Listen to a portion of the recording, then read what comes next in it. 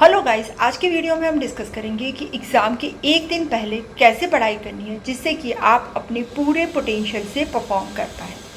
कई बच्चे पूरा साल जी भर के मेहनत करते हैं, लेकिन एग्ज़ाम के अगले दिन कुछ गलतियां ऐसी कर लेते हैं जिससे कि उनका परफॉर्मेंस पूरा ख़राब हो जाता है। कुछ गलतियां ऐसी करते हैं जिससे कि उनका कॉन्फिडेंस ज़ीरो हो जाता है और कॉन्फिडेंस के साथ साथ उनके मार्क्स भी बहुत कम हो जाते हैं। तो आज हम ऐसी 5 गलतियों के बारे में डिस्कस करेंगे कि जो अगर आपने नहीं की तो आपका परफॉर्मेंस, आपका पोटेंशियल और आपका रिज़ल्ट तीनों ही हाईएस्ट हो जाएंगे। आपको ऐसे परफॉर्म करना है कि जो आपका पोटेंशियल है वो बाहर आए एग्ज़ाम के दिन। ऐसा नहीं करना है कि आपने पूरे साल मेहनत की है लेकिन एग्ज़ाम के दिन कुछ गलतियां ऐसी कर ली जिससे कि आपका पोटेंशियल कम हो जाए। ठीक है, तो आज हम डिस्कस कर रहे हैं ऐसी 5 गलतियों के बारे में। वीडियो को एंड तक देख लीजिएगा तो वो पांचों चीज़ें आपके दिमाग में क्लियर हो जाएगी। तो शुरू करते हैं पहली गलती से। कई बच्चे जैसे जैसे एग्ज़ाम नज़दीक आता है वैसे वैसे डरना शुरू कर देते हैं कि मेरा क्या होगा, मैंने तो पढ़ाई नहीं की, मेरे फ्रेंड ने तो इतनी सारी पढ़ाई कर ली है, तो मेरा क्या होगा, मैं एग्ज़ाम में अच्छे से परफॉर्म करूँगा या नहीं करूँगा, मेरे मार्क्स अच्छे आएंगे कि नहीं आएंगे, या फिर मैं पास होगा या फेल होगा। ये सब सोचना शुरू कर देते हैं और कभी कभी अपना टेंशन कम करने के लिए फ्रेंड से फ़ोन कर लेते हैं। फ्रेंड को पूछ लेते हैं तूने कितनी पढ़ाई की, तूने कितने टॉपिक कंप्लीट किए। और अगर फ्रेंड होशियार है तो वो बताएगा कि हाँ मैंने तो इतने सारे टॉपिक कर लिए, मेरे तो 10 घंटे की पढ़ाई होगी, मेरे तो 12 घंटे की पढ़ाई हो गई।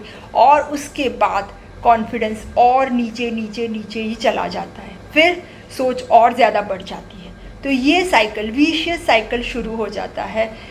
कॉन्फिडेंस का गिरना, इसके बाद और सोच बढ़ना और कॉन्फिडेंस नीचे जाना। तो इसको कैसे रोकना है? सबसे पहले एग्ज़ाम के टाइम पर फ्रेंड्स के साथ फ़ोन करके डिस्कशन नहीं करना है।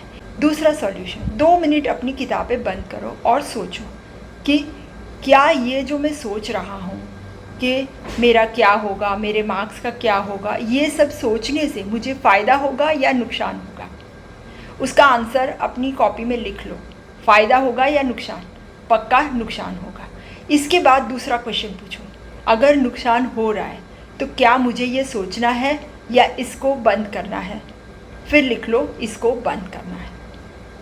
तीसरा क्वेश्चन पूछो, आज मेरे हाथ में क्या है। 2 ऑप्शन, एक, या तो मुझे अपना पूरा पोटेंशियल दे करके परफॉर्म करना है। दूसरा ऑप्शन, या तो फिर मुझे सब कुछ छोड़ देना है, गिव अप करना है। कौन सा ऑप्शन अच्छा है? डेफिनेटली पहले वाला, कि मुझे अपने पूरे पोटेंशियल से परफॉर्म करना है। ये 3 क्वेश्चंस के आंसर लिख करके फिर अपनी पढ़ाई शुरू करो। अब ध्यान ये रखना है कि फिर से वही सोच का विशियस साइकिल बंद रहे। तो ये हो गई पहली गलती। दूसरी गलती जो बहुत सारे स्टूडेंट्स करते हैं, एग्ज़ाम के अगले दिन नए नए टॉपिक्स की पढ़ाई करना। कई बार फ्रेंड्स भी बता देते कि ये वाला टॉपिक तो बहुत इम्पॉर्टेंट है, पिछले साल तो इसमें से बहुत सारे क्वेश्चंस आए थे। और आप क्या करते हो, वो नया टॉपिक पढ़ना शुरू करते हो। नया टॉपिक आपका बहुत सारा टाइम ले लेगा, साथ साथ में उसमें कॉन्फिडेंस भी नहीं आएगा। तो क्या करना है, पहला तो जो भी हमने पढ़ाई की है सिर्फ उसी का रिवीजन अगले दिन करना है। कुछ नया टॉपिक जो हमने कभी नहीं किया है वो एग्ज़ाम के अगले दिन नहीं करना है। अगर कोई टॉपिक ऐसा है जो आपको लग रहा है कि बहुत ज़्यादा इम्पॉर्टेंट है और आपने नहीं किया तो उसका थोड़ा सा ओवरव्यू ले लो, जिससे क्या होगा कि अगर एग्ज़ाम में वो पूछ भी लिया तो आप पूरे ब्लैंक नहीं हो जाओगे। लेकिन पूरा टाइम 3-4 घंटे निकाल कर आपको वो नया टॉपिक नहीं करना है। तो ये हो गई दूसरी गलती। तीसरी गलती जो बहुत सारे बच्चे करते हैं, एग्ज़ाम के टाइम पे पढ़ाई करते टाइम ऐसा सोचते 5 मिनट निकाल के मैं मोबाइल देख लूँ, व्हाट्सएप में कुछ मैसेज हो, कोई इम्पॉर्टेंट क्वेश्चन आया हो, ऐसा करके मोबाइल खोलते हैं। और कब ये 5 मिनट 10 मिनट में 15-20 मिनट 2 घंटे में बदल जाते पता ही नहीं चलता।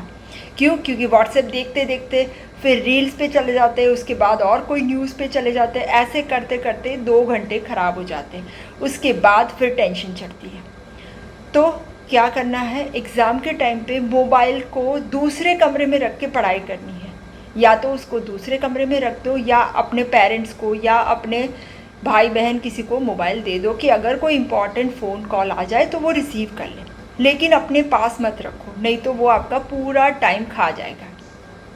अगर आपको ऐसा लग रहा है कि बहुत ही बोर हो गए 3-4 घंटे से पढ़ाई करके, तो थोड़ा सा वॉक कर सकते हो, थोड़ा अच्छा सा म्यूज़िक सुन सकते हो, जिससे कि आपका ब्रेन, आपका दिमाग फ्रेश हो जाएगा, नहीं कि और ज़्यादा टेंशन होगी। ठीक है, तो ये हो गई तीसरी गलती जो बहुत सारे बच्चे करते हैं और जो नहीं करनी है। चौथी गलती, बहुत सारे बच्चे एग्ज़ाम के अगले दिन पूरी रात पढ़ाई करते रहते कि आज मैंने पूरी रात पढ़ाई करनी है, मैंने पूरा सिलेबस कंप्लीट कर लेना है।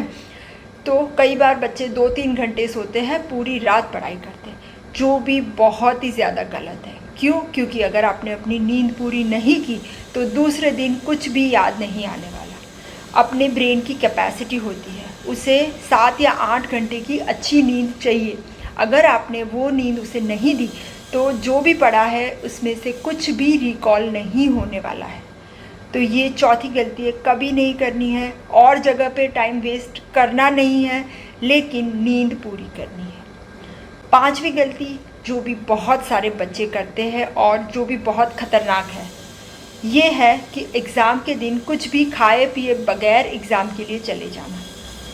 कई बच्चे सुबह कुछ भी खाए बगैर एग्ज़ाम देने चले जाते हैं, जिससे क्या होता है, हमारा ब्लड शुगर डाउन होता है, और अगर ब्लड शुगर कम है तो कुछ याद आने वाला है नहीं। इसीलिए एग्ज़ाम के दिन हेल्दी ब्रेकफास्ट कर लेना है, जिससे कि 3 या 4 घंटे तक भूख नहीं लगे, हमारा ब्लड का शुगर अच्छा रहे, और अगर ब्लड का शुगर अच्छा रहेगा तो याद भी अच्छे से आने वाला है, नहीं तो पूरी जो भी पढ़ाई की है वो सब बेकार हो जाएगी।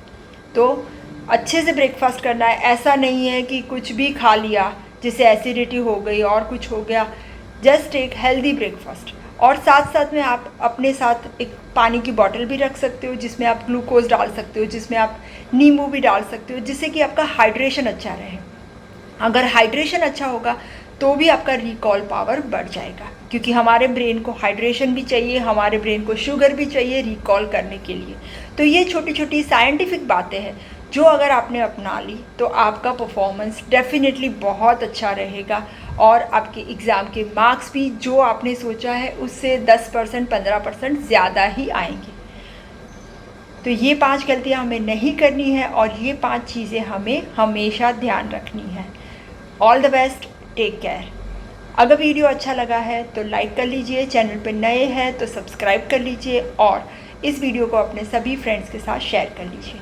Thank you so much.